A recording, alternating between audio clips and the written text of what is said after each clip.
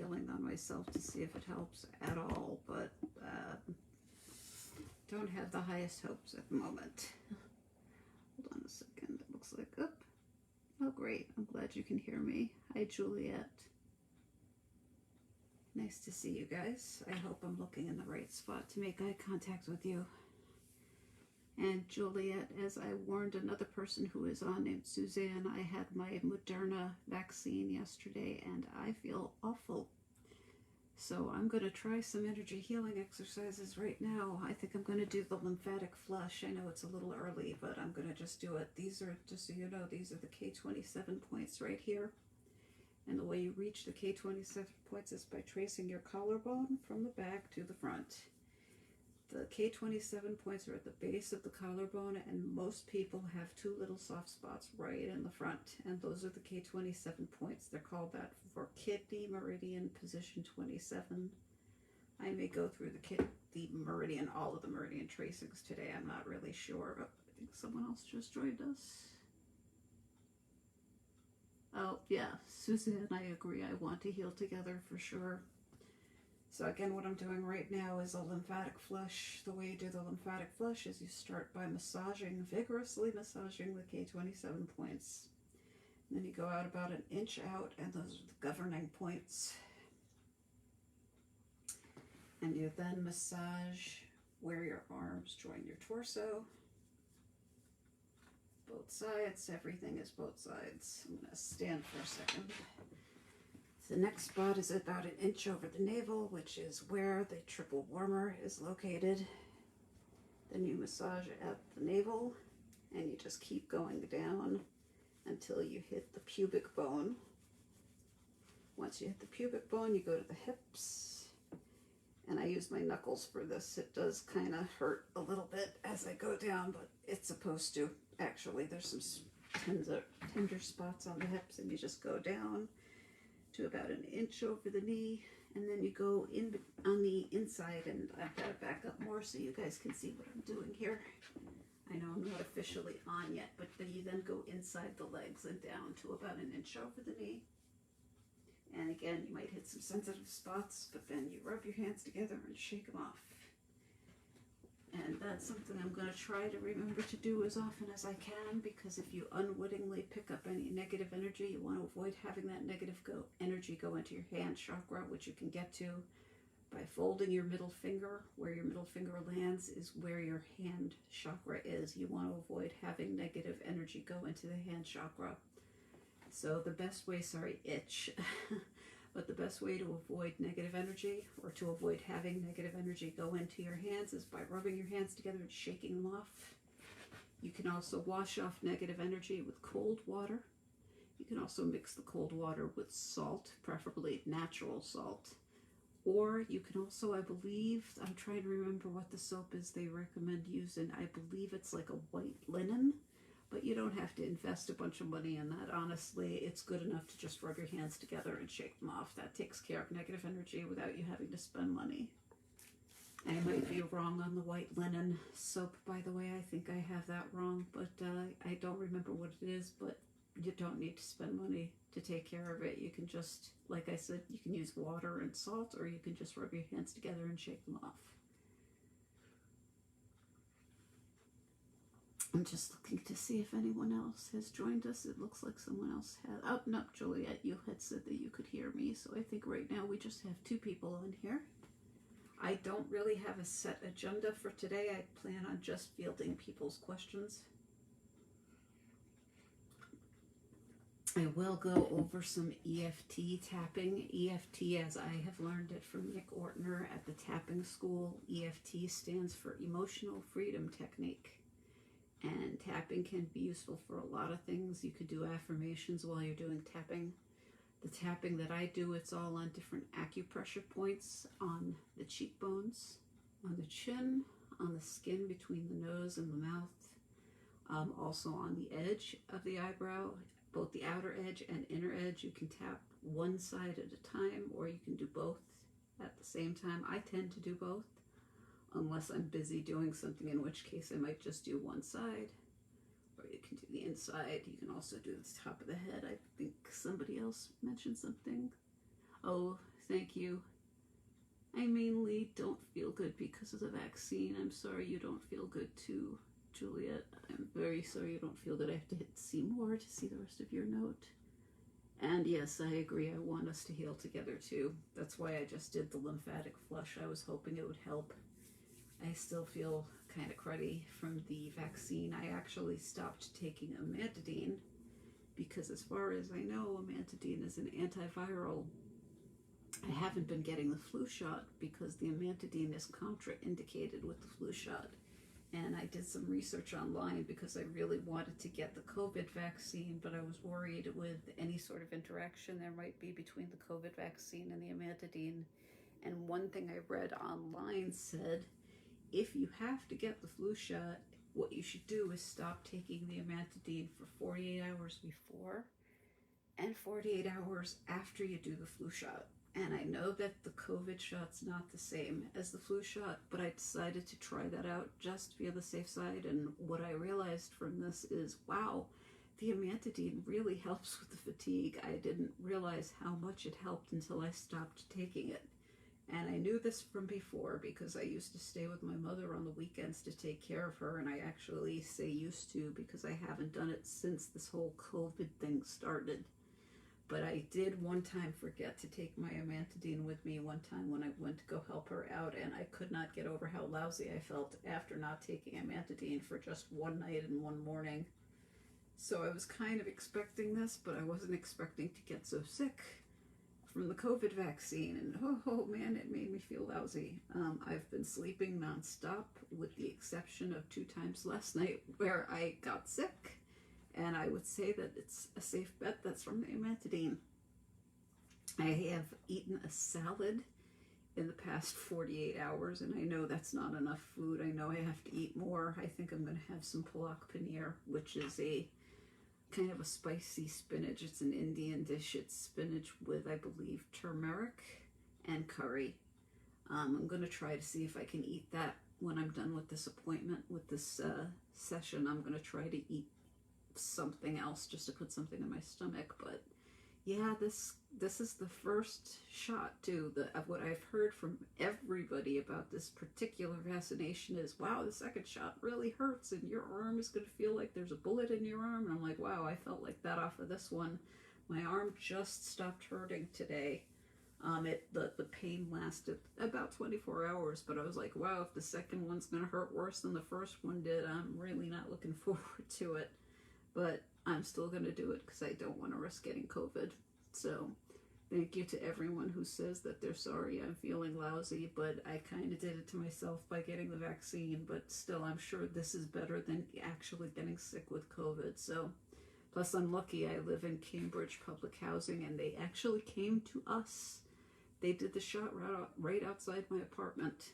So that was awesome. Anyway, got another note. Yeah, I have a really hard time eating. That's partly from, I think, the Tecfidera. I used to do Avonex. I hated it. But I did Avonex from, I think it was 1998 that I started on that stuff. Those are the intramuscular shots. And I ended up doing them to myself because I'm a control freak and because I did discover from breaking my thumb for a few months, I had to go to the hospital and they had to do the shots for me, and I discovered the hard way that they're just as bad as injecting into nerves as I was. That's the problem with the amantadine shots. They're so deep. It's really hard to tell when you're about to hit a nerve. And when I had the shots done at the hospital, I think they injected me there 4 times, and 2 out of those 4 times they hit a nerve. And that was incredibly painful. So that's one thing about the Avonex that I could not stand. I hated those shots. I hated doing those intramuscular shots. I remember the first time I saw the needle, I freaked out because I couldn't get over how big it was. It was like 23 gauge, which is pretty thick. And I think it was 1.25 inches long, something like that. And I remember telling my neurologist, I think I said, did you see how big these needles were that they expect us to use? And he was not very sympathetic. At the time, I had a lot of piercings. I had my tongue pierced. I had a nose ring. I had a bunch of other things. I think I had something here. And he said, well, I don't sympathize with you. You've got piercings, so you're obviously used to it. And I was like, yeah, you know what? The difference between a piercing and an injection is the injection I have to do every single week for the rest of my life, and I don't have anything to show for it. An injection, a needle, it's just a one-time thing. So when he said that to me, I just wanted to smack him. But with the Avonex, eating was not a problem. Actually, with the Avonex, I gained over 100 pounds, but that wasn't just in food weight. That was moon face. I mean, I remember seeing a video of myself recently. It was a much older video that I did when I was on Avonex, and I remember watching my face and thinking, how was I even able to move? I looked like a Macy's Day Parade float. I couldn't get over how big that stuff made me. When I went off the Avonex and I switched to Tecfidera, it took about 5-6 months maybe in total, but I lost all that weight and then some, and then I started having people in my family worry that I was anorexic. And I kept saying, I'm not anorexic. Like I told you, that weight gain wasn't from food, it was from medication. And I mean, these are people that I had told over and over again, no, I'm not gaining weight because of food, I'm gaining weight because of medication, and they didn't believe me. And then I lost all the weight, and they still didn't believe me because they then thought that I was losing the weight intentionally. And I kept saying, no, it's not intentional. It's because I stopped taking the medication that was making me so heavy, and it's no longer in my system, and now I'm taking something that doesn't make me heavy. And the unfortunate thing about Tecfidera, don't get me wrong, I love Tecfidera and I'm staying on it as long as I can, even though my numbers are going up, which kind of scares me. I don't want to get the JC virus, but my numbers for it have been going up since I've been on Tecfidera, but I'm staying on it until I'm told I can't be, because Tecfidera is an oral. It's a pill. You have to take it twice a day. The only thing I don't like about it is ever since I've been on it, food kind of tastes like cardboard to me. So all I can say is thank God for medical marijuana. And if anybody I'm talking to is offended by the use of marijuana, I'm sorry. I don't plan on forcing you to take it, but I need it. I use it because I have to. I use it because it's the only thing that makes me hungry, and it's the only thing that makes food tolerable. So I have lost a bunch of weight, but I have not lost it intentionally. It just kind of happened. But as other people have said to me as well, eating can be really difficult, especially when you're taking something like Tecfidera. It's really hard to eat food when you can't enjoy it. One of the things I found that I do still really love is Palak Paneer. Actually, give me 1 second. I just want to go get the box really quickly so I can tell you what's in it. Hold on 1 sec. Because I don't remember what all the ingredients are. You might still be able to hear me. Something about the spiciness of it makes it much more enjoyable to me. Let's see. I don't know if they sell this where you guys are, but this is the best brand I've ever found for microwave Indian food. I've never found microwave Indian food that I really liked, but this one is absolutely incredible. The brand is Deep, and it's spinach paneer, it says, but that's also the other name for it is Palak Paneer. And it says it's got spinach, dry milk, onions, tomatoes. We're trying to get to the spices here. Broccoli, that's interesting. I don't even really like broccoli. Spices, tomato puree, dry milk, garlic, salt. I'm trying to find the actual spice names here. It actually says spinach paneer, chi, onion, and turmeric rice. I think it also has turmeric, the spice, in it. It also has curry.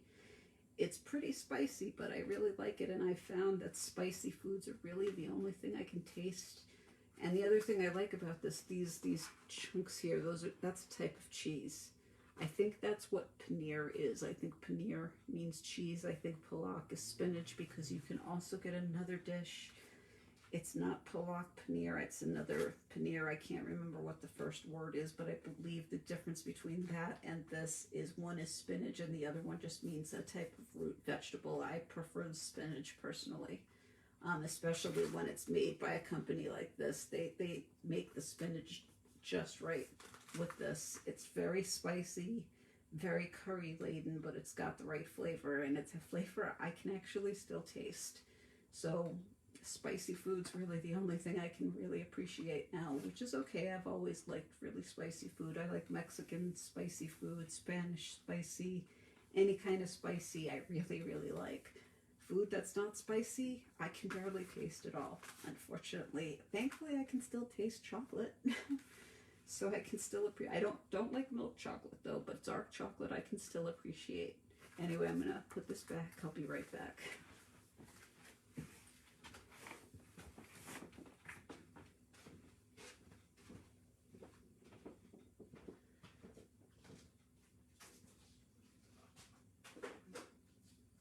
I just remembered the name of that other food. The one that's not palak paneer is saag paneer, S-A-A-G.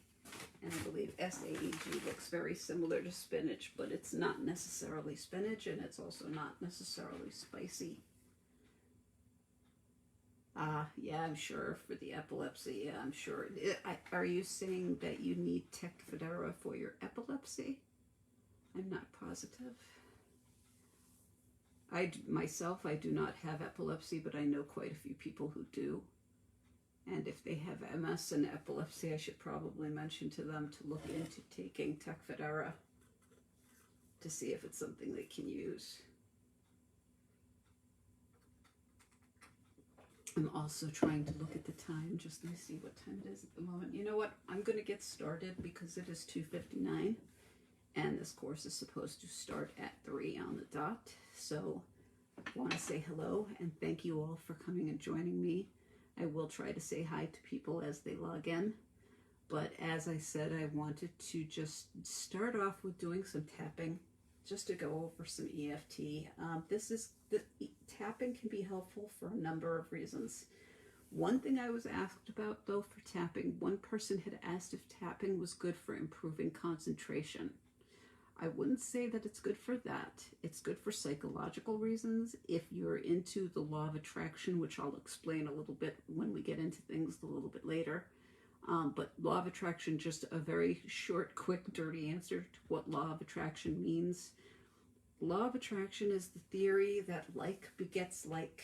If you're having a day where just everything feels like it's going wrong, everything feels like it's going wrong. You're just one thing after another is going wrong. You wake up and say your alarm doesn't go off when it's supposed to, and then your coffee maker doesn't make the coffee the way it's supposed to, and then things just keep going on from there. It just seems like everything one at a time is going wrong.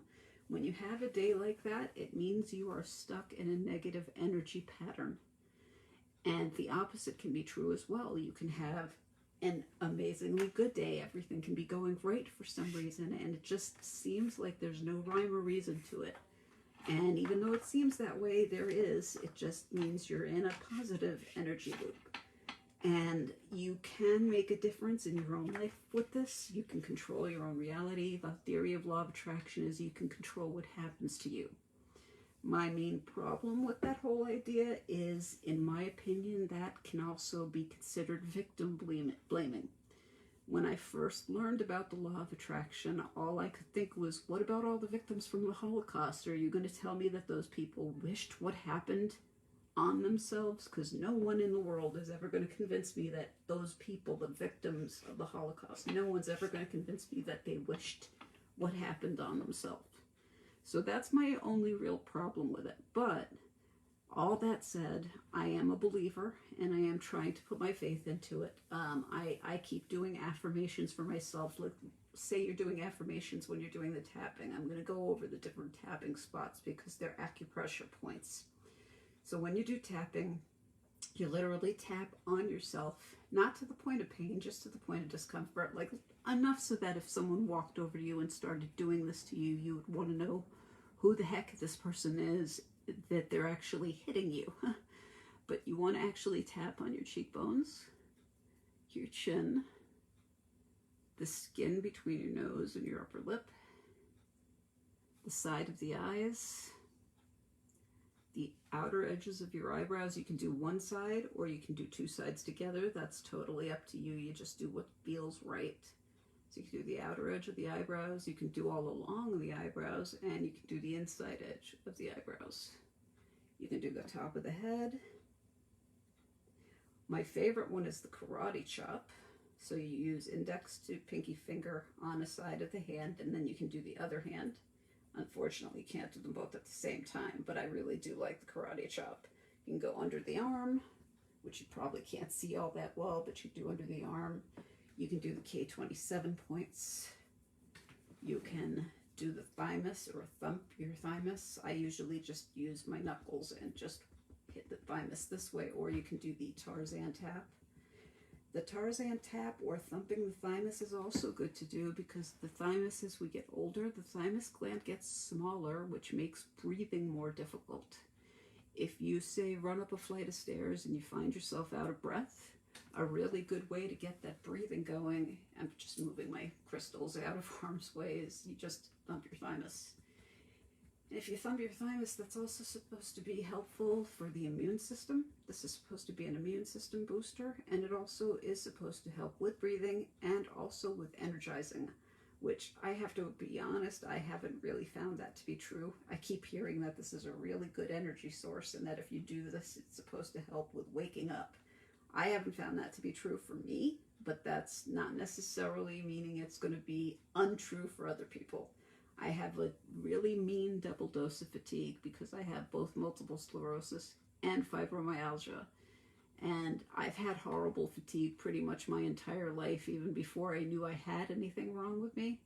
So the fatigue from the MS and the fibro combination is pretty horrible. But one of the things I found that works for me, for waking me up or just making me come to a little bit, is pulling on the earlobes. You just pull pretty hard to the point of discomfort into the direction that the lobe is going to. So you just grab, squeeze, and pull or yank. Just pull all the way out, and you just follow the earlobe. Pull all the way around. I find that that can sometimes snap me awake. The other thing that sometimes wakes me up a little bit is when you're doing the tapping on the cheekbones and on the eyebrows. What I'll do is I'll rinse my hands in freezy cold water, get your hands really cold, and then do the tapping. When you tap your face with really cold fingers, that can actually alert you, wake you up just a little bit. So since that's useful enough to wake me up, I would recommend trying it if fatigue is a really huge problem for you. I'd recommend give that a shot, get your fingers good and cold, and tap yourself with really cold fingers, and that should help with doing the trick, especially also on the sides of the eyes and on the eyebrows. I don't really feel it so much when I do the top of the head, but doing that as well can be good. And also when I say you can use affirmations with this, I've watched Nick Ortner do this. And what he usually recommends is that you give yourself a rating on how you feel on a scale of 1 to 10. And then he says, okay, so now say you're in pain. Say you're experiencing a problem with pain at the moment. This is the example of the types of affirmations you would want to do to get better. So here we go. Let's just pretend that right now I'm having a horrible pain problem. What I'm actually going to say right now is what I'm having the problem with right now is just being really sick from that vaccination. So this is what I mean. These are the types of affirmations you want to be doing. Okay, I had that vaccine from Moderna. I was really fortunate. I had it done yesterday. They came to my building. I didn't even have to go outside. And I had the vaccine. And I am not going to let it make me sick. I'm not going to feel bad. I know it can make someone feel really lousy, but I'm not going to let that happen to me. I just won't, because it was just a vaccination. It didn't even have the disease in it. It didn't even have the COVID condition in it. So there's no reason to get sick from it. I'm fine. I'm going to be fine. I'm going to stay fine. I'm going to be fine. I'm going to be fabulous. I'm going to feel great. I'm going to be able to go outside. I'm going to be able to go shopping. I'm going to be able to do things as I always would. Everything is going to be fine. I am not going to be sick. I'm going to be well. I'm going to feel healthy. I'm going to feel better than I ever had. It's really hard to lie to yourself sometimes, but I am going to convince myself that this is true. I know I'm going to be good. I know I'm going to feel fine. If I get sick, it's not going to last very long. Just like the pain in my arm, it went away overnight. Everything else is going to go away too. I'm going to feel just fine. Actually, when I'm done with this class, I'm probably going to go outside for a nice brisk walk in the fresh, cold air. This is what I mean, though, when I say you want to give yourself affirmations. You basically want to talk yourself up. And you want to go through all the different taps. Again, my favorite is the karate chop, but also under the arm, and also the thymus thump, and also hopefully try to avoid whacking your elbow while you're doing this, as I just did. I guess I can consider the elbow whack to be a tap.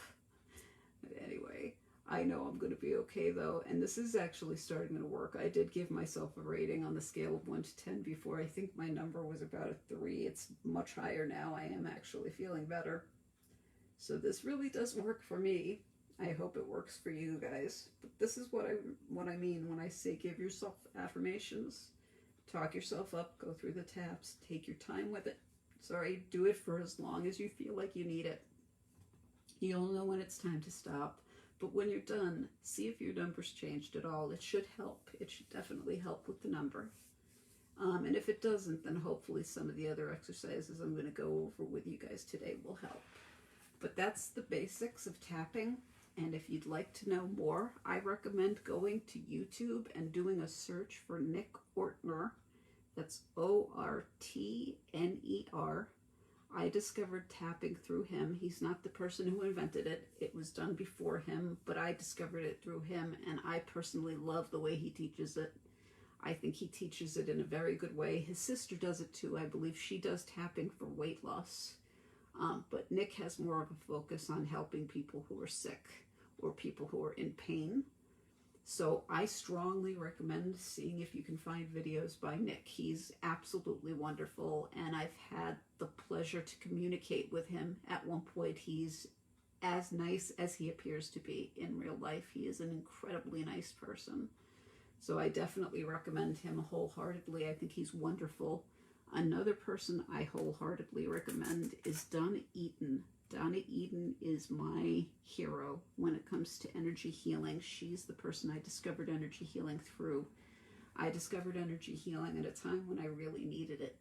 And I think that was an example of a voice coming to me when I really needed it at my worst. It was right around when my dad was passing away. He unfortunately passed away in 2019.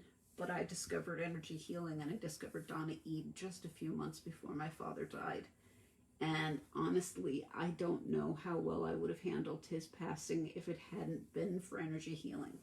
Energy healing has helped me a lot on a physical level, but it's also helped me tremendously on a psychological level. Someone just left me a note. Ah, yes. Okay, you just subscribed to him. Yeah, check him out when you get a chance, because he really is amazing.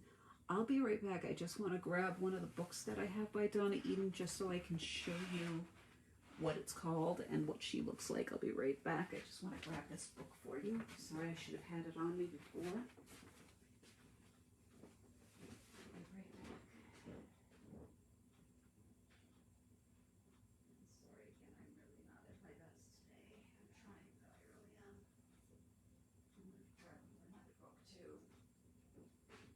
I want to show you guys this book that I have on the law of attraction, but I'm also hoping that it won't offend anybody, because it does have what many could consider to be an offensive title, but it's not an offensive book. But first off, this is the book I have. This was the very first book that I have on energy medicine. All of these tabs are because this book kind of became my Bible. But this is Donna Eaton. That's her. This is a very recent photograph. The way I discovered Donna Eaton was on Mindvalley online. I was watching videos by somebody named Kevin Quick. And my main reason for watching Kevin Quick is because one of the biggest problems I have from the MS, and probably from the fibro as well, is the brain fog. And my short-term memory is horrible, horrible. And Jim Quick is a specialist in all things related to the brain and all things related to memory. So I wanted to watch videos by him, and I wanted to learn from him. And one day when I was looking him up on Mindvalley, I kept seeing all of these ads pop up with a picture of Donna Eaton. And I remember thinking, okay, this pretty blonde woman is smiling at me and these ads keep popping up. But I kept closing them and it kept closing them, and it kind of got on my nerves after a while. So after a while, I normally would reject something like that, I think, but after a while I started feeling like something was trying to give me a message that I needed to check her out. I kind of felt like I was being nudged, like something was going, check it out. Come on, check it out. It's free, just check it out. And I finally went, oh God, all right, I'll watch it. And I watched a video by her, and it was her and her husband, David Feinstein. And she introduced herself, and one of the first things she said was that she got diagnosed with multiple sclerosis when she was 16. And as soon as she said that, I went, okay, I really need to shut up and listen to this woman. And on top of having the multiple sclerosis, on top of finding out that she had MS, she was born allergic to everything, all medications. She couldn't take any medications whatsoever. She had horrible allergies.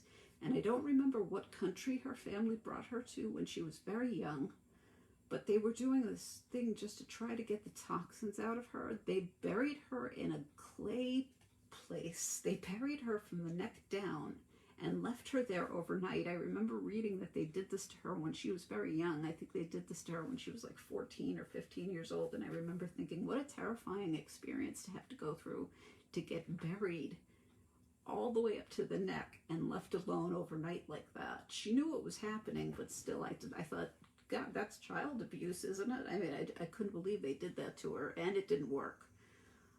But I guess she somehow discovered this on her own. I don't know if she started with tapping or if she started with energy healing, but she discovered it on her own, and she discovered that it helps her. And again, in this photograph of her, I think she's almost 80 here. I know she's at least in her 70s. She's at least 75 or 76, and she is incredible. She looks incredible, and she right now is, I believe, in better shape physically now than she was when she was 16 years old.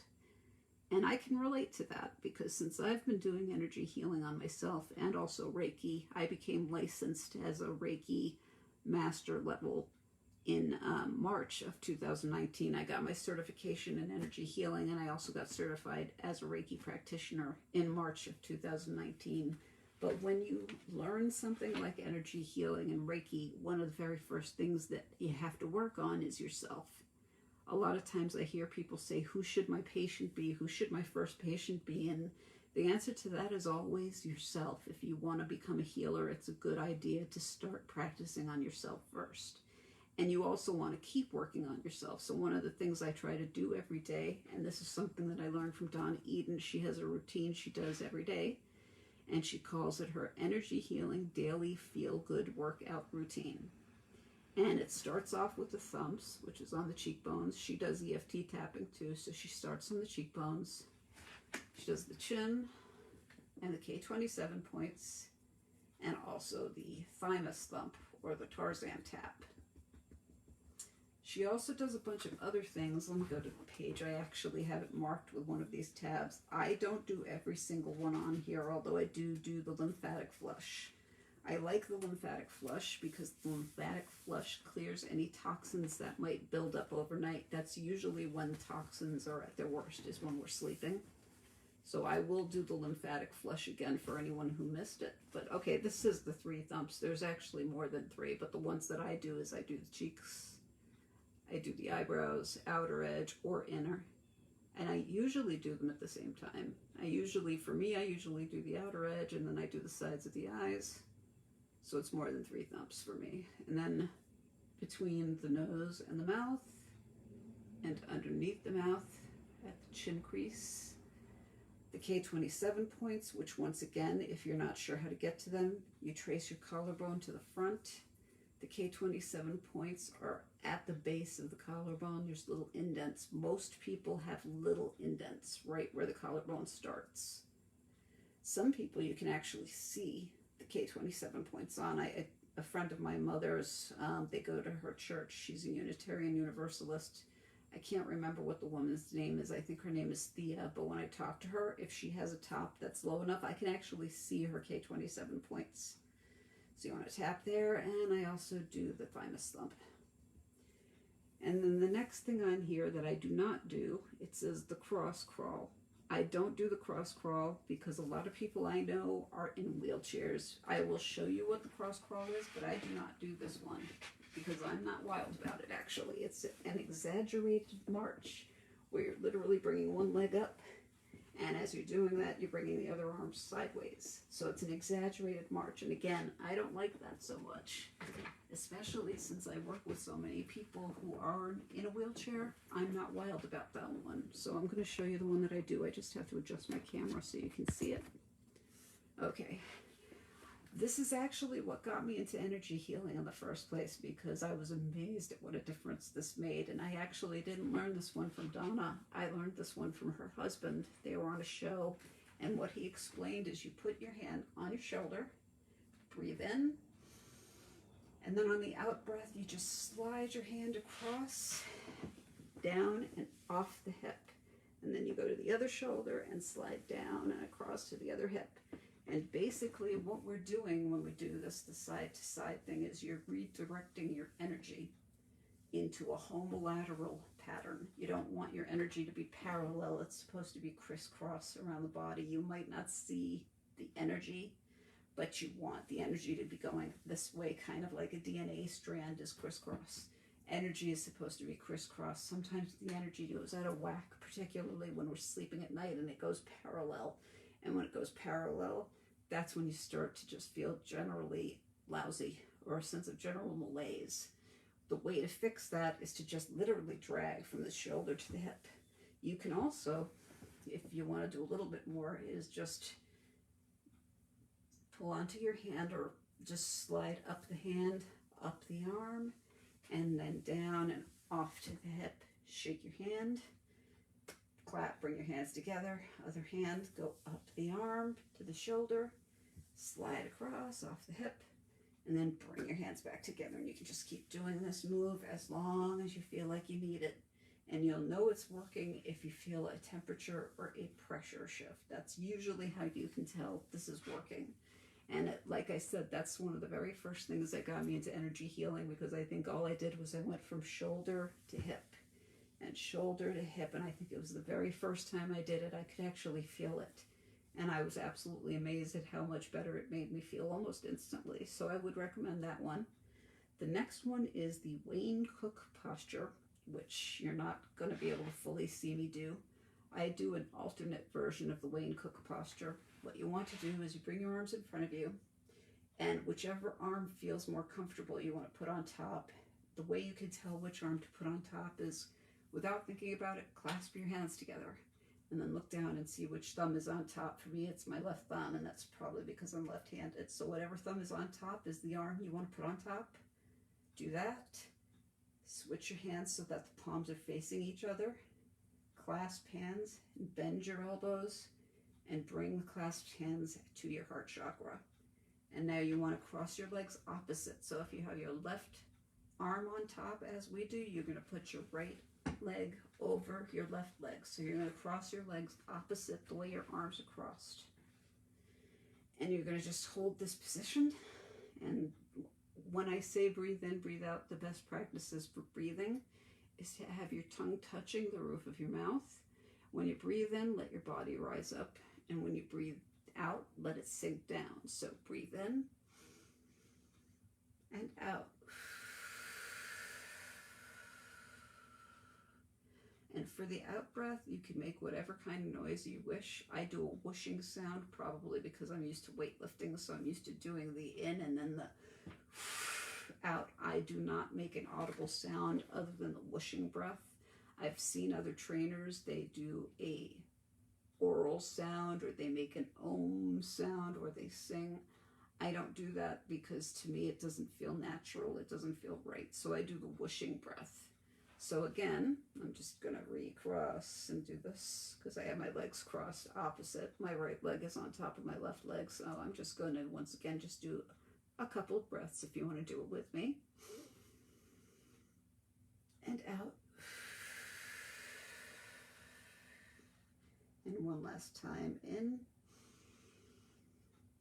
and out.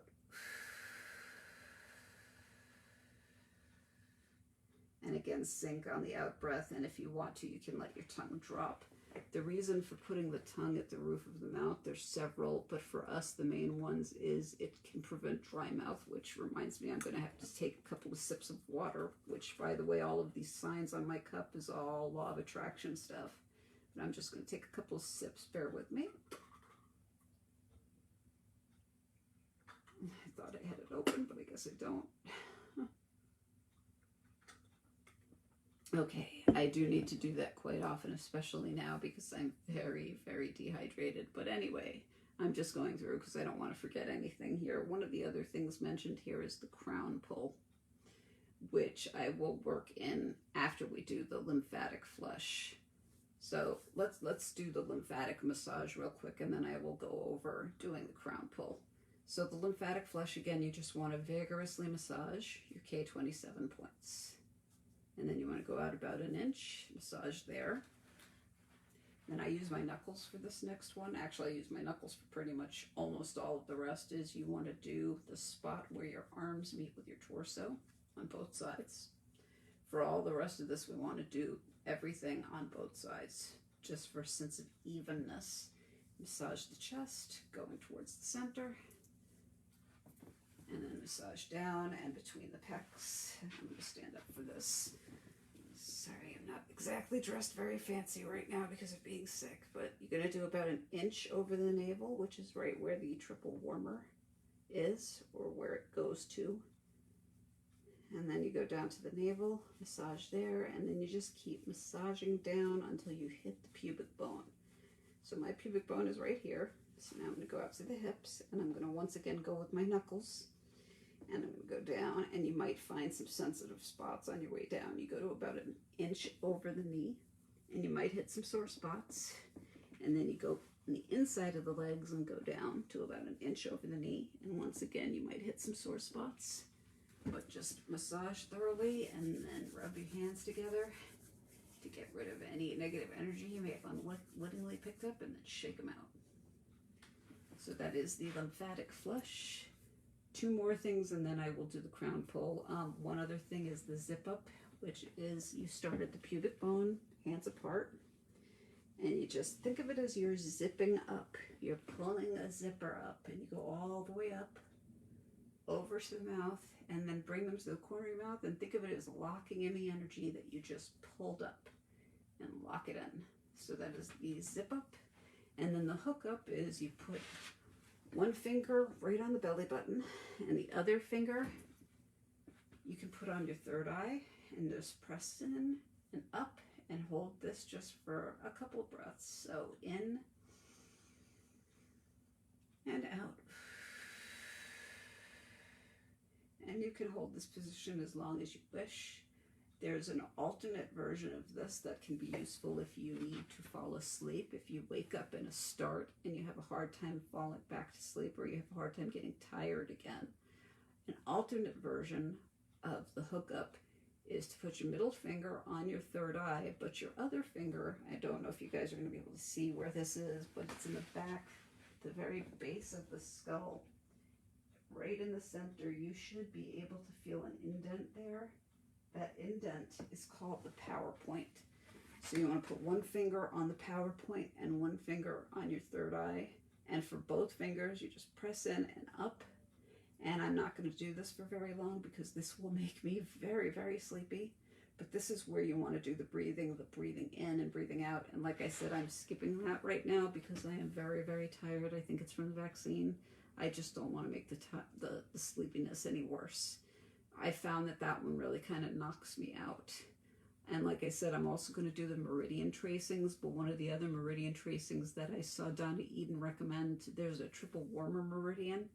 And the way you trace the triple warmer is by taking your ring finger and dragging up the back of your arm, going all the way up, back of the neck, over the ear, and out to the outer edge of your eyebrow. And if you trace it in reverse, which I'm not going to do, but you'd start with the outer edge, go over the ear, down the back of the arm, and off the ring finger, that will hopefully help you sleep. If you're having trouble sleeping, try a reverse trace of the triple warmer. You can do it as many times as you want.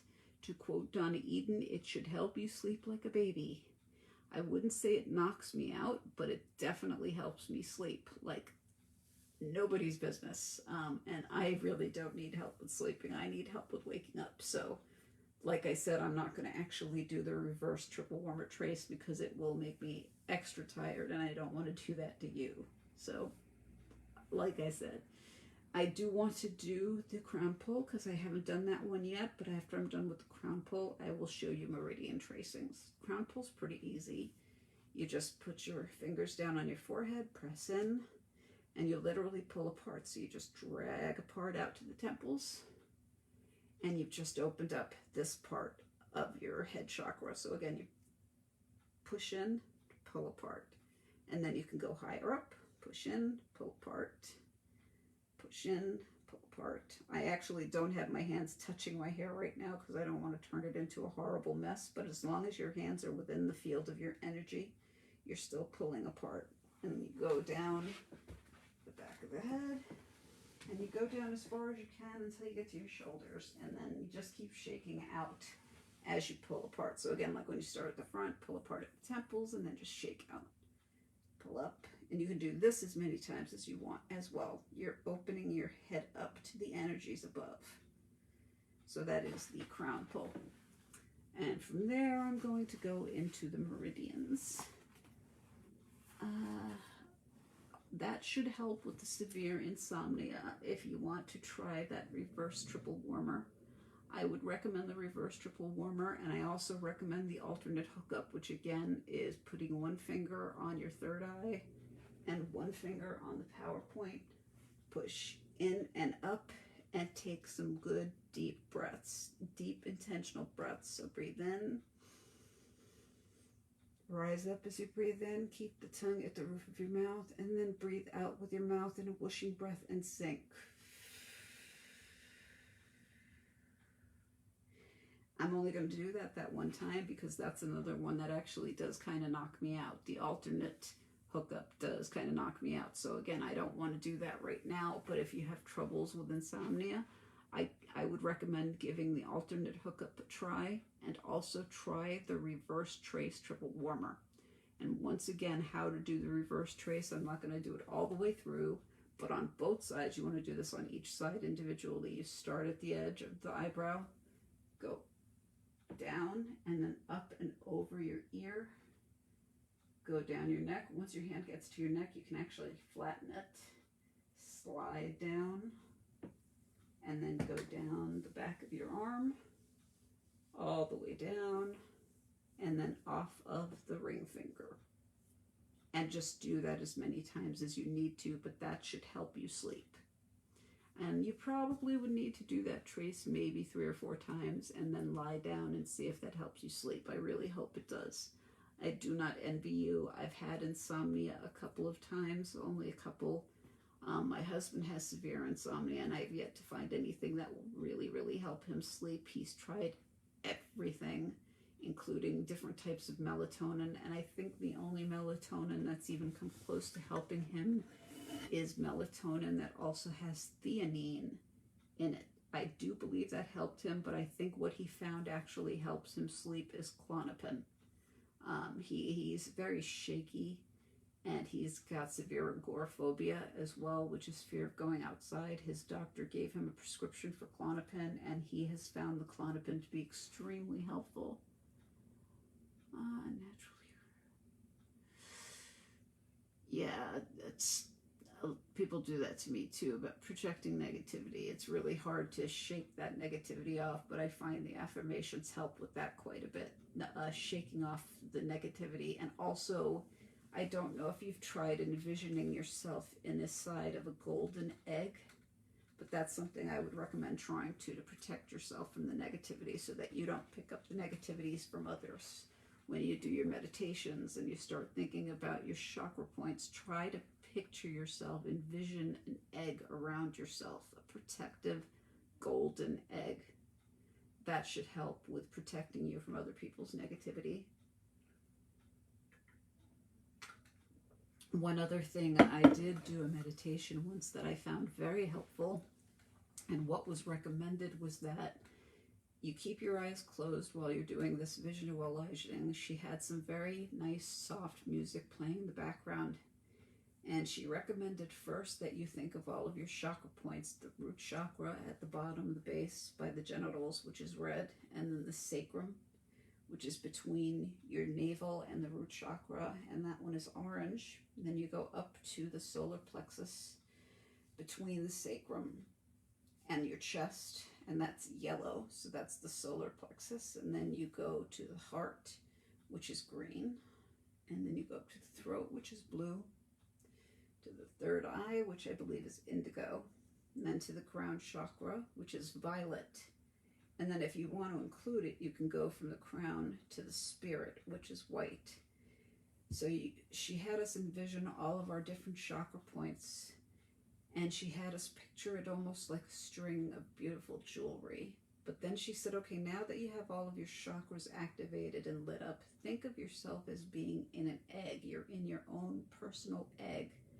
Think of the egg as being filled with golden light. But she had also said to picture a light, a gigantic ball of white light behind you.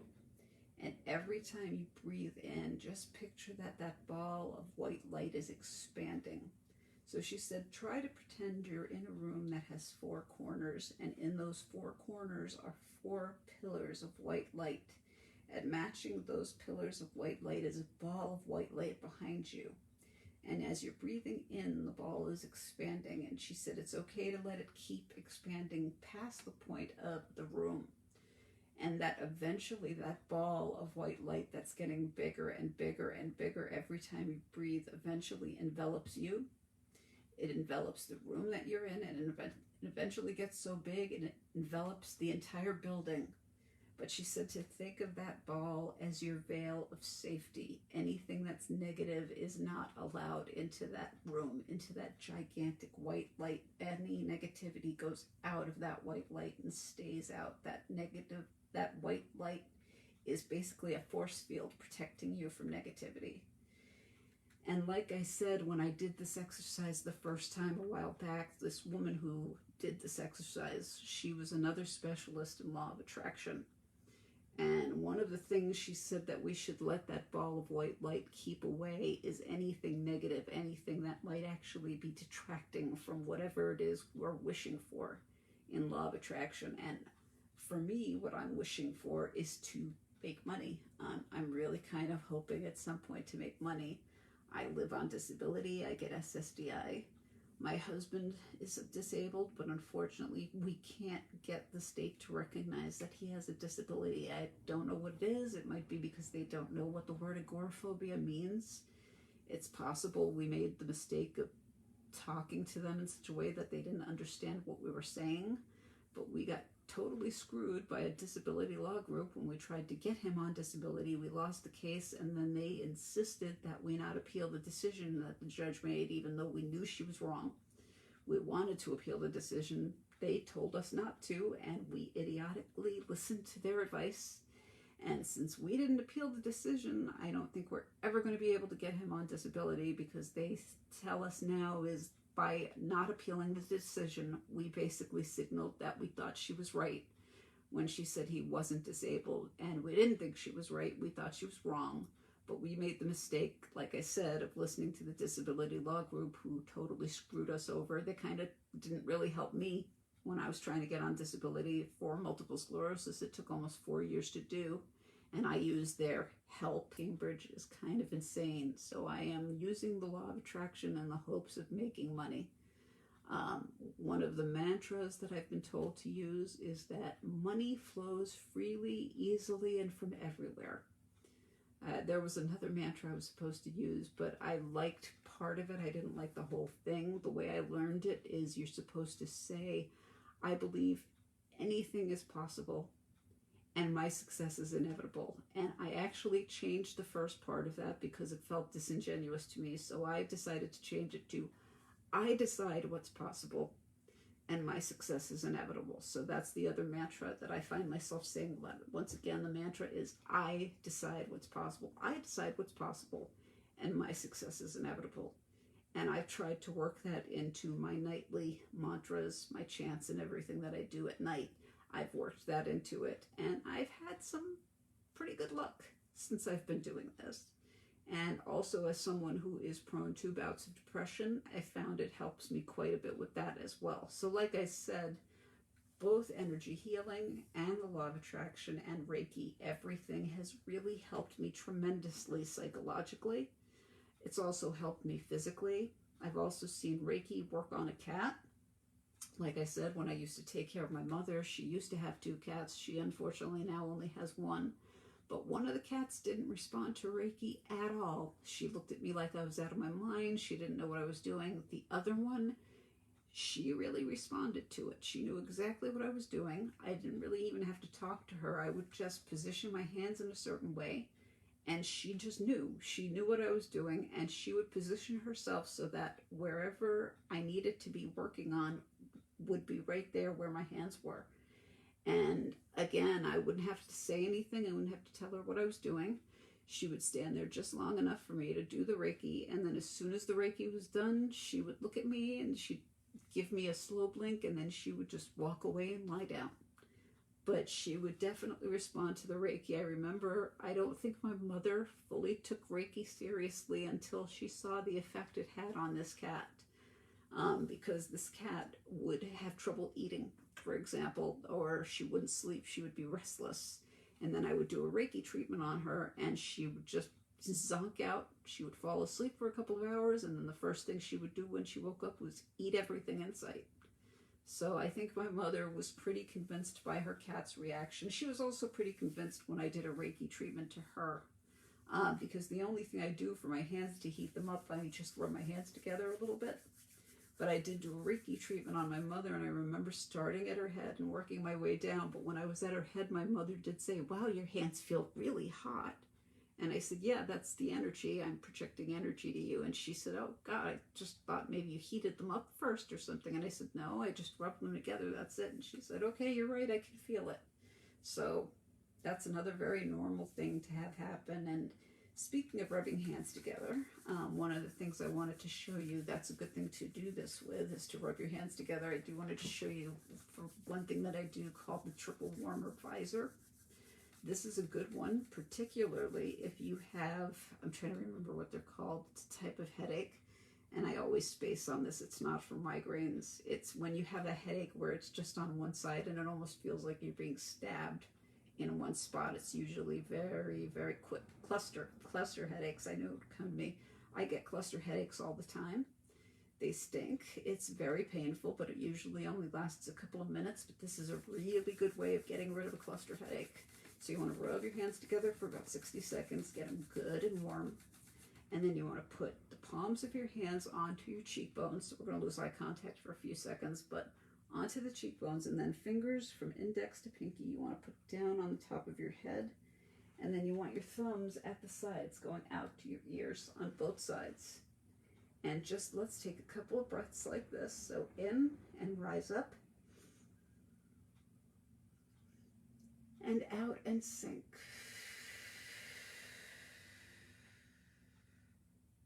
And one more in and out. So in and out. So, okay, that is the triple warmer visor. And also for anyone who does not know what triple warmer is, it took a while for me to get an actual definition for triple warmer, and I don't know why it took so long. And I actually only learned recently. I always thought of triple warmer as being a meridian, and that's not all it is. Like I said, the triple warmer meridian is located on your ring finger, and you can go up the back of your arm, all the way back, and then up your neck, up and over your ear, and out on the outer edge of your eyebrow. But the triple warmer is more than just a meridian. It's an energy system. And basically, the triple warmer comes from early man, and we're still using it today. And part of the reason people get so sick when you're feeling lousy with no reasonable explanation as to why you're feeling that way, it's because our bodies haven't caught up with the times. You know, they don't seem to realize that you don't have to worry about things like, oh, look, that woolly mammoth is going to come, he's going to come after me and eat me. We don't have to worry about things like that anymore. We've got buildings, we've got technology, we have things that protect us. However, the body is almost constantly in fight, flight, or freeze not warmer, fight, flight, or freeze mode, which is what invokes the triple warmer. Our triple warmers are constantly working overtime, which is a big reason why we're getting sick so much, because there's no need for it. We are no longer early man. But unfortunately, our bodies have not gotten with the times. They don't seem to realize that it's not necessary to do this. So, like one of the things I always say about law of attraction, I found myself, I think it's just force of habit for me to be self-deprecating. And I find myself saying things like, oh, I'm such an idiot. Like, say I knock something over accidentally, or I just do something that I consider dumb.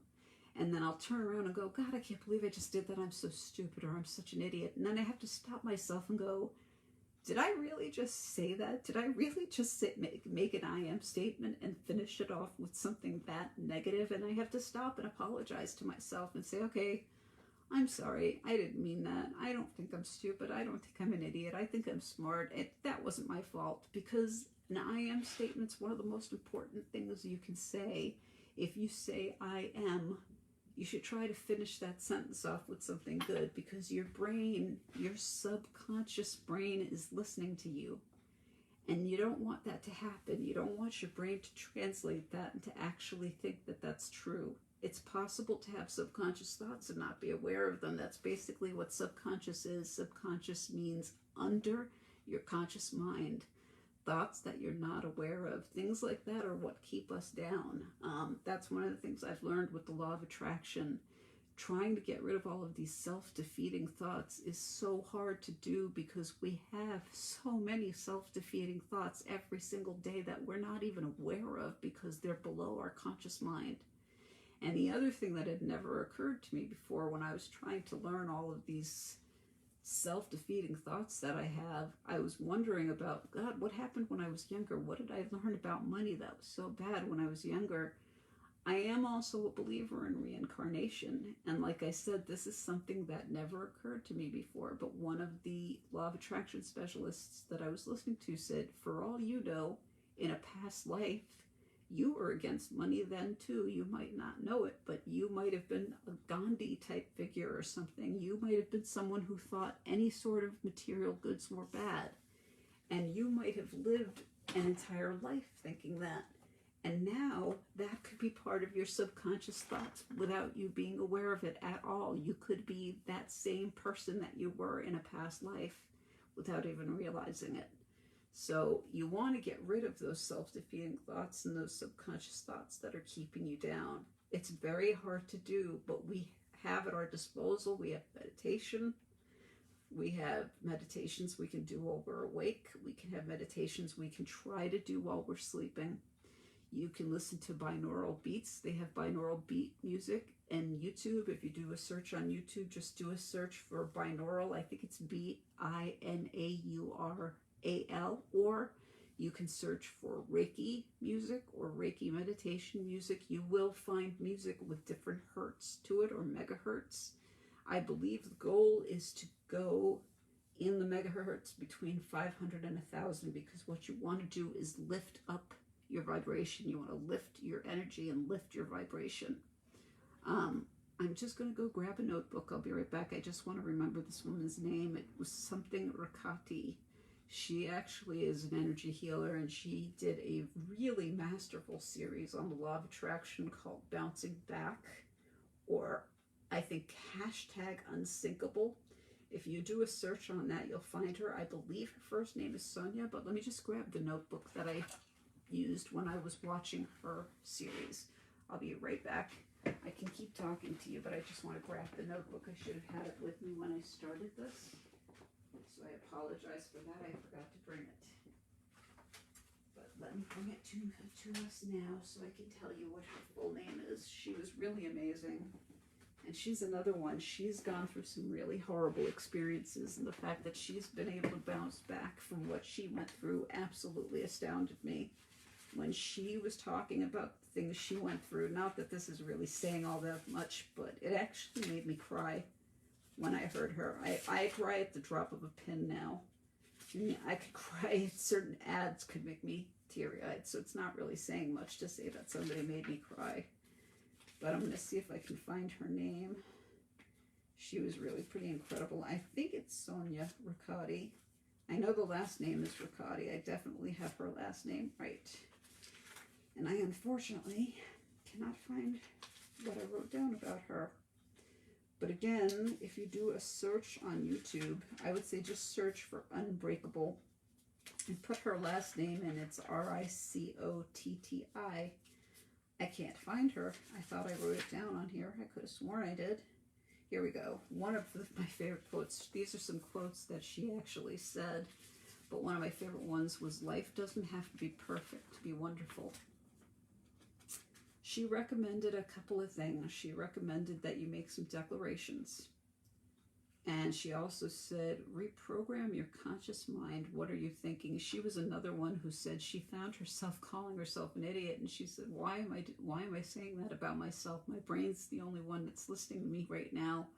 And it's the only one that's going to remember that I said that. So she also apologized to herself for making that statement. She went through a lot of really bad things all in a very short period of time. She lost her parents, both of them, within like a 36-hour period. Her mother passed away, and she said that her mother was her favorite person on the planet. She said she loved her more than anyone else in the world. And then 36 hours after her mother passed away, her father fell. He hurt his hip, and he had to go to the hospital. And they had to operate on him, and unfortunately it sounds to me like he was sundowning, because when he came out of the hospital, when he came out of the surgical procedure, he couldn't remember anything. He couldn't recognize anyone in his family. So she said, so first she lost her mother, and then her father basically literally lost his mind. The people at the hospital were talking about unplugging him. They didn't think he was going to make it. They did energy healing on him. They taught him some energy healing. He did some on himself, and he actually miraculously recovered. He got much better. So she then said to do some things, like she said, write a declaration. The declaration she wrote to herself, or that she first said out loud to herself, because on top of losing her parents, her relationship was going very badly. Her spouse was abusive. He was an alcoholic. She was having problems with him. She was having financial problems. They were about to lose their house. And she finally said to herself, this has to be happening for a reason. I can't be going through this for nothing. Things are going to change because I can't be going through this for nothing. And she made that into a declaration. And she recommended that you think of a declaration and write it down and make it something you can really believe in. So I have my own personal declaration. I'm sticking with the I decide what's going to happen. I decide what's real, and my success is inevitable. That's one of my declarations. The other declaration that I have is love, peace, joy, and gratitude. I just try to say that to myself all the time because that's the best way to be. But also the other one that I don't actually have in front of me is about the money flows easily, freely, and from everywhere.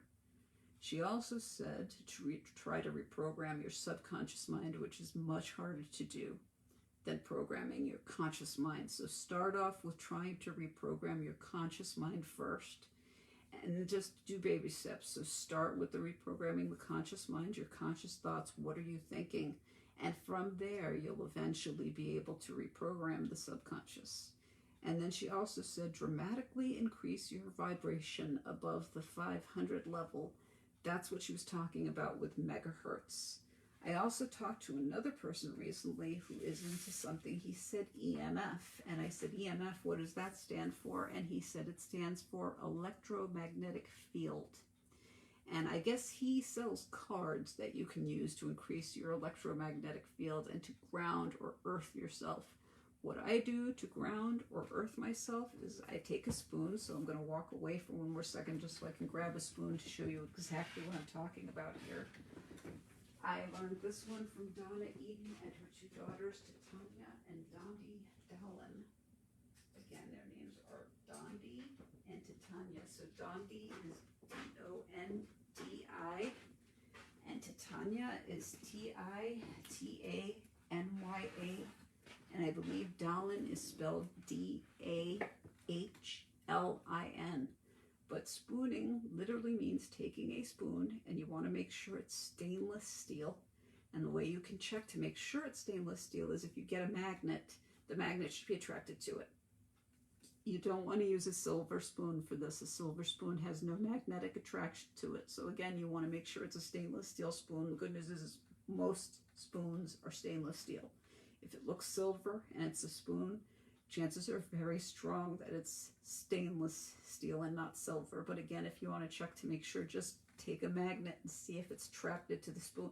If it's attracted or if it pulls away from it, that means there's a magnetic pull or push away from it. That's what you want. But you want to take the curved edge of the spoon, and on your feet and on your hands, you want to make figure 8 patterns.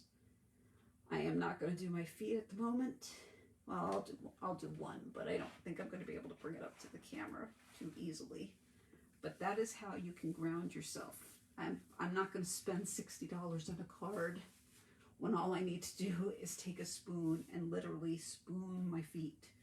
So I'm making figure 8s on my foot, which I know you can't see, but I'm making figure 8s right here now.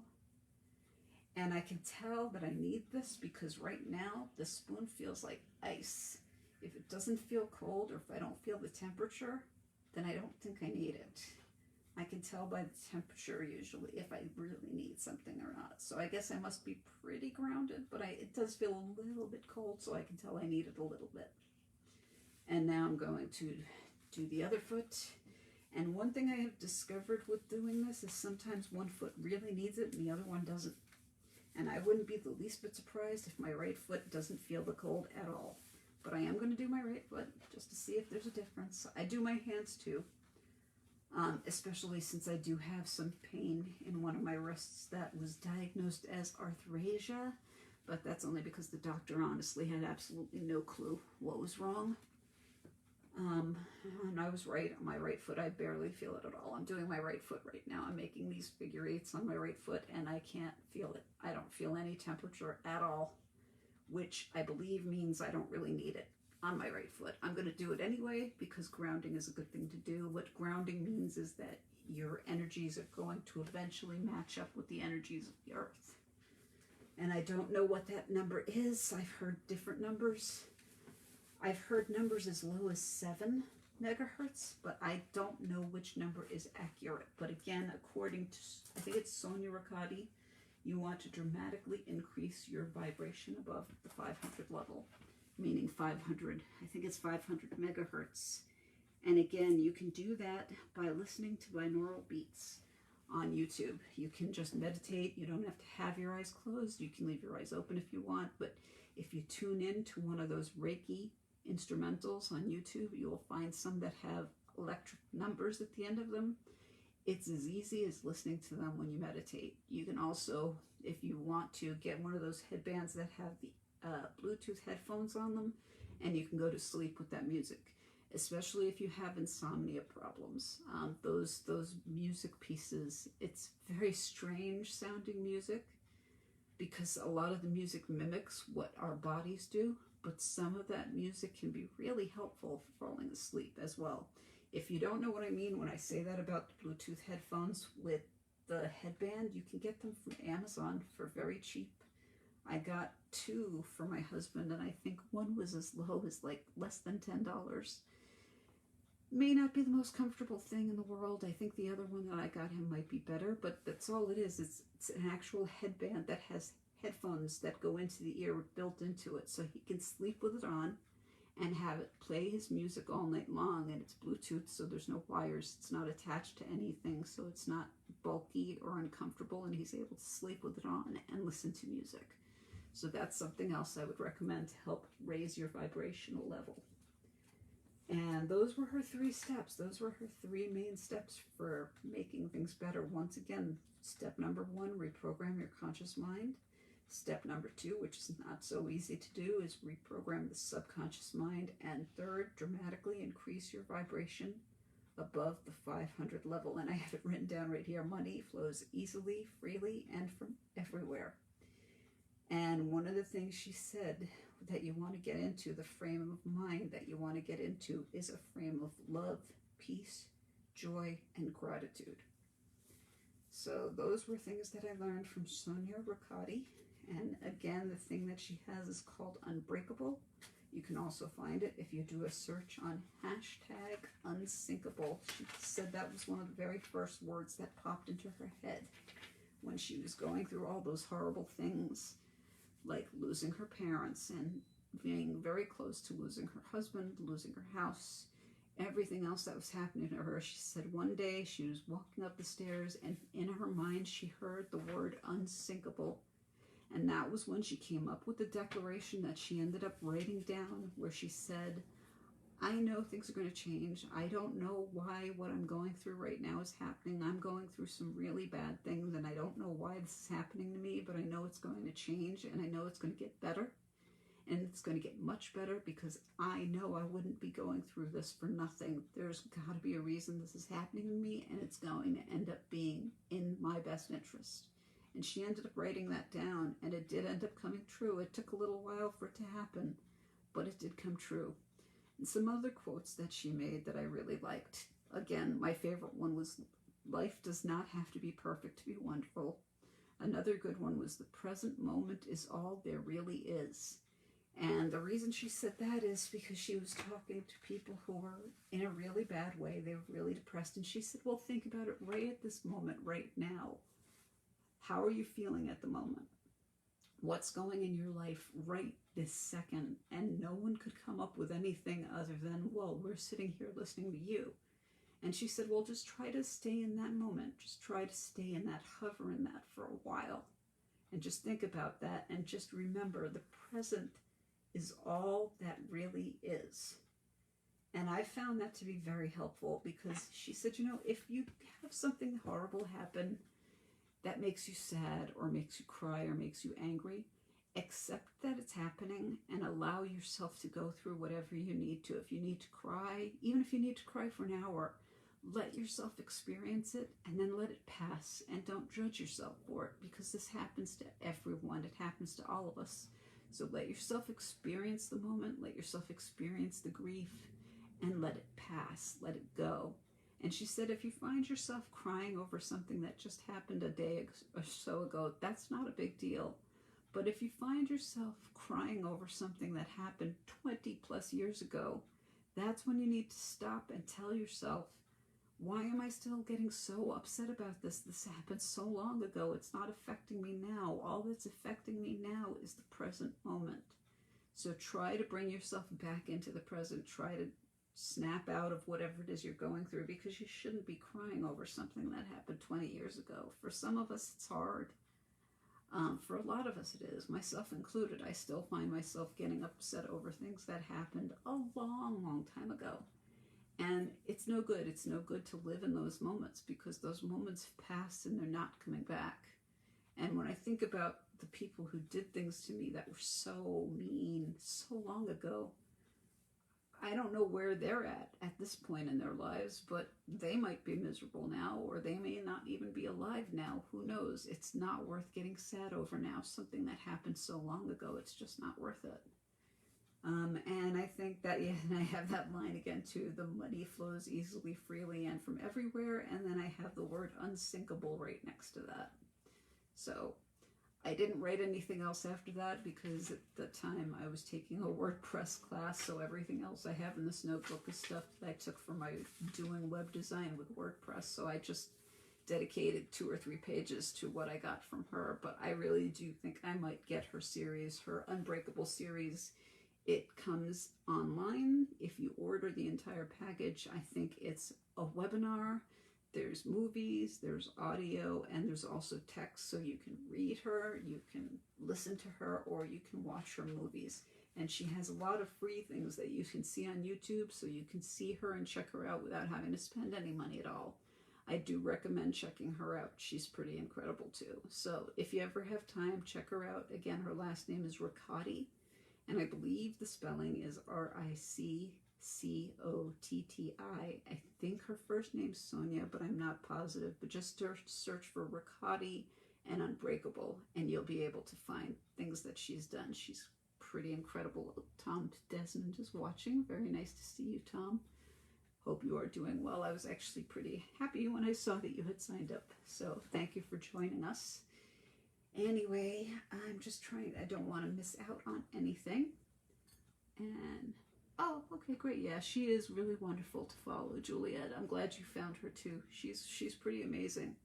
And I felt her sincerity coming right off of her. I can usually tell when someone's talking and when they don't mean it, but I really, really felt empathy. I felt a clear sense of empathy when I was listening to her, and I really felt like she was being very truthful.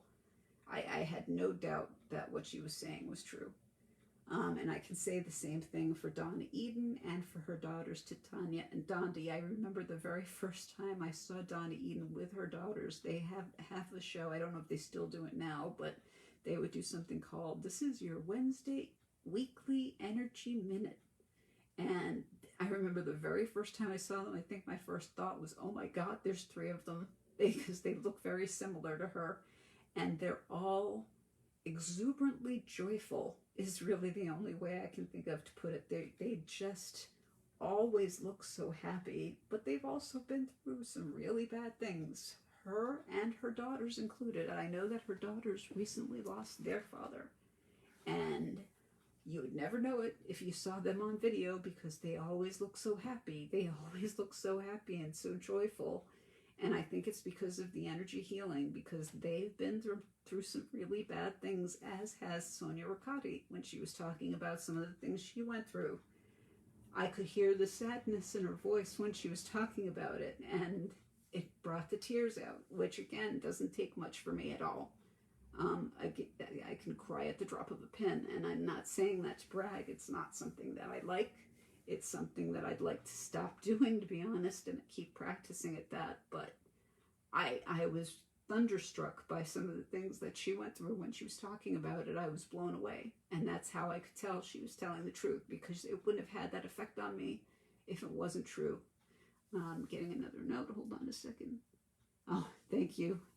Being told that it's okay to be who I am. Thank you. I really do appreciate that. I remember when I was younger, I used to worry that I didn't get emotional. I remember thinking, God, what's wrong with me? Do I just not care about other people? Is that the problem? And it's one of those careful what you wish for type things. Yeah, crying does lead to relaxation. I agree with that. I think crying is a good way of releasing a lot of pent up emotions. But I remember when I was much younger thinking, is there something wrong with me that I don't get upset? But then again, at that same time, I remember thinking, oh, nothing offends me. Nothing ever offends me. Nothing makes me sad. And nothing could be further from the truth now. I get offended easily now. I shouldn't say offended easily, but there are some things that offend me that don't bother others. Like if I'm watching a movie and someone pukes, I have to look away. I can't watch it if someone's injecting. I can't even watch it if somebody's injecting me. My mother asked me if I watched when they injected me for the vaccine, and I said, nope, I looked away, because I cannot handle watching needles go into skin. And I never had a problem with that until I started having to inject myself. And she said, well, it's probably good that you didn't look then, because it was a pretty big needle. It was an IM injection. And I said, you're right, it's a good thing I didn't look, because if I had looked, I probably would have passed out. Let me see, someone left me another note. Yeah, it's definitely good to release. It's not good to lock up and lock away those feelings. I know people do it because they're forced to. I did, like I said, I lost my father a couple of years ago, and I was very bummed when I lost him, but that was one thing that he used to do to me that used to make me very upset and angry. And I try not to let it make me angry now, because there's no one left to be angry at. But when I was a little kid, when I was living with him, anytime I would cry, he would get mad at me and he would yell at me. And I remember thinking, why does he think that that's going to actually help? What does he think that's going to accomplish? I still remember one of my first memories, really, actually. I think I was in kindergarten at the time. I remember crying. And I remember him putting me over his leg and spanking me and yelling that he wasn't going to stop spanking me until I stopped crying.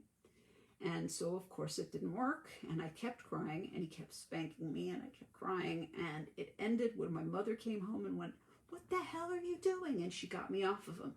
And she screamed at him. And it never happened again, as far as I know, because she couldn't understand it either. But she made him stop because she couldn't understand what the point was of what he was doing. And that is something to this day that I will never understand why he thought that would work. Why he thought screaming at me and hitting me would actually make me stop crying. I guess he figured it would scare me into not doing it, which backfailed big time. That just did not work in his favor. But when I was living with him after my mother and my father got divorced, they had a big battle over who got to keep me. I lived with my mother for a year, and then I ended up going to live with my father. And I think it was because he convinced me that I wanted to live with him, and he convinced me that my mother was the evil one in the relationship, although he never really fully convinced me of that. He tried very hard to, though. But he would do the same thing. If I would cry over anything, he would get mad, and he would yell at me, unless I told him I was crying because of something my mother had done. That's how I found a way to get away from getting yelled at. I found a way of not getting yelled at about crying by just saying, oh no, it's something my mother did. If it was something I could blame on my mother, then crying was totally acceptable. So again, I no longer have anger in my heart for him over that. I actually feel kind of bad for him because he really truly thought that that would work. And the fact that he thought that would work just tells me that there were some serious flaws with him. And I don't know why he felt that way, why he felt the need to be that way. I think it was his upbringing. Hold on, I'm getting another note. True, not male or female, true. That is true. And I also know a lot of men who are extremely emotional. My husband's as emotional as I am. I mean, one of the reasons my marriage has worked as well as it has is because it's like I married another me. We've been married, it'll be 26 years this coming November. We just had our 25th anniversary, November 10th. And certainly doesn't feel like it's been 25 years, but I love him. We're crazy about each other still. And it is, I feel like I married my soulmate. So it's not necessarily, thank you very much, thank you, Juliet. It's not necessarily a male or a female emotion, it's either or. I think the reason my father was the way he was very, very old-fashioned. And he learned that if you were male and you cried, it meant you were effeminate, which was a bad thing as far as he was concerned. And I remember he would get so mad at me when I was crying. I remember one time thinking, do you not realize I'm a girl? I mean, I'm a girl. You're getting so mad at me when I'm crying, but I'm a girl, so what's the problem? By the way, that reminds me, I mentioned something about a book. I don't want the title of this book to offend anyone. It's possible that it will. When I heard what the name of this book was, I almost didn't get it based on the title, but it's not the way the title makes it sound. It was something that I got recommended to me by 3 different people from 3 different countries in response to a law of attraction video that I did. And they all recommended, and they all told me the same title. It's Jesus and the Law of Attraction, but the title is Jesus Failed and Finished in Disaster. That title kind of horrified me. I no longer consider myself Catholic. I consider myself agnostic and Buddhist. But when I heard that title, I thought, oh, that seems sacrilegious. I mean, maybe that's the girl who went to Catholic high school and me talking. But when I saw that title, I was kind of horrified. But one of the things that I like about it, this book is incredible, and I think I read it in about 2 days. In the very beginning, it actually says, do not judge the book by the title. If you expect someone here who is going to disparage Jesus, you are reading the wrong book. Then the title is misleading. In no way, Jesus did fail, and I'll show you that throughout the book, but he is nevertheless a great man with great teachings. When he says about him failing, I think what he's saying is that towards the end, he felt like he got negative enough to allow what happened to happen.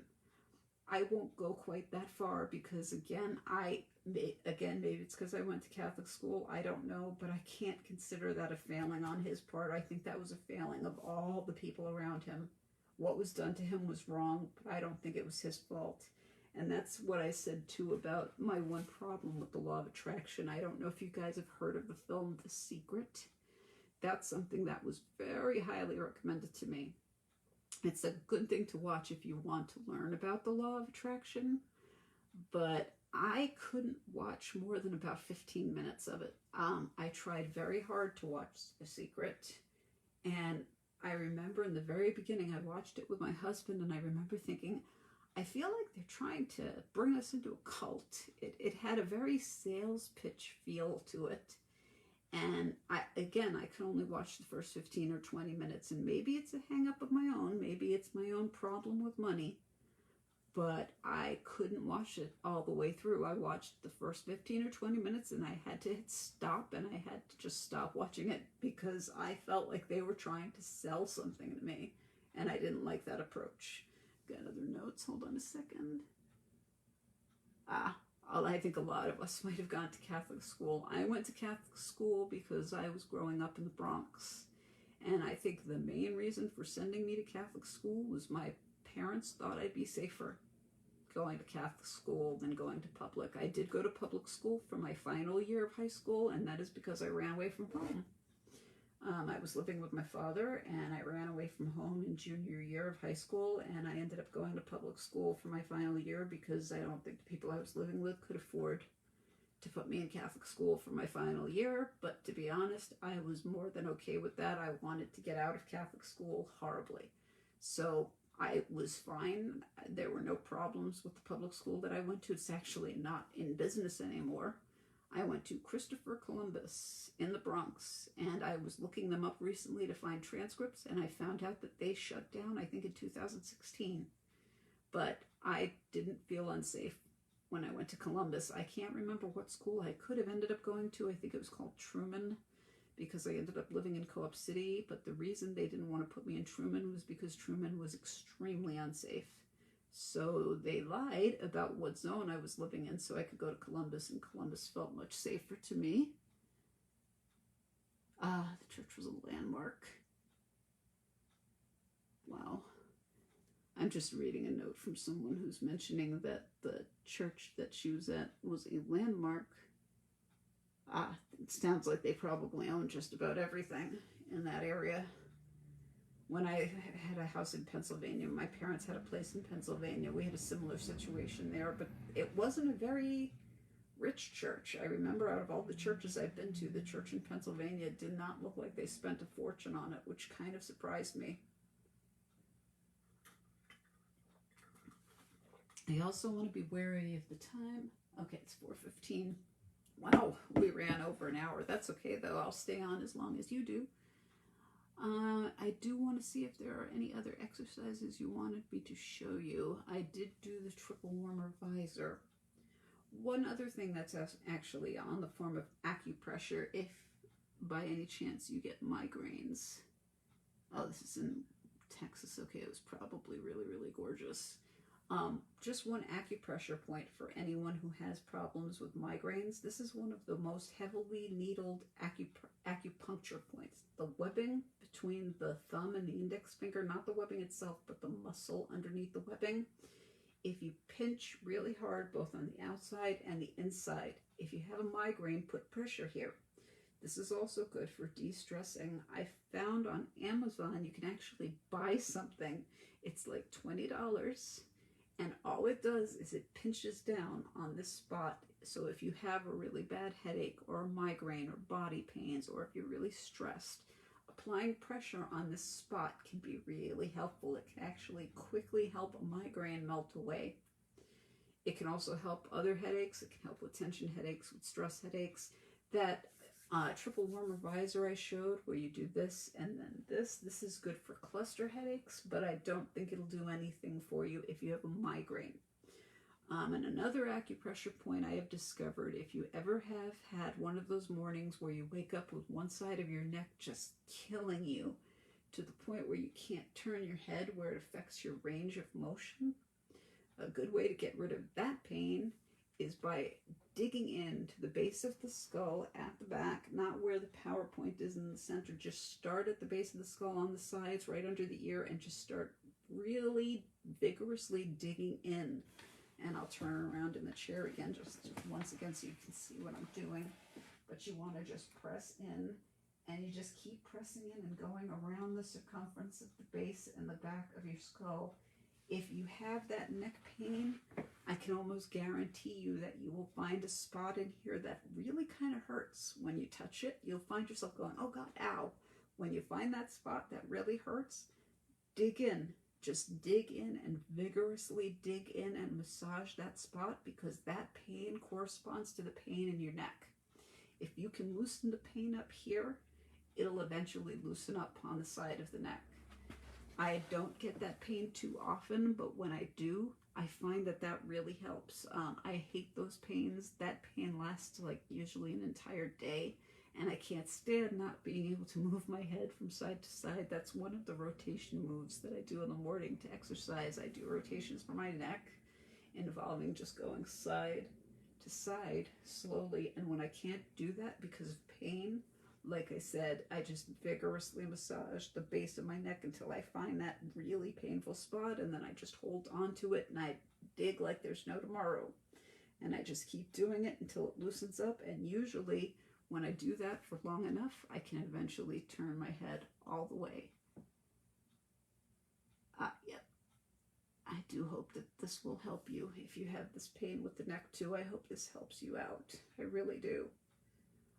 The other rotations are on the hands and the wrists. You just go up, down, side to side. And then you can also do the elbows this way. And then the hip moves, similar, just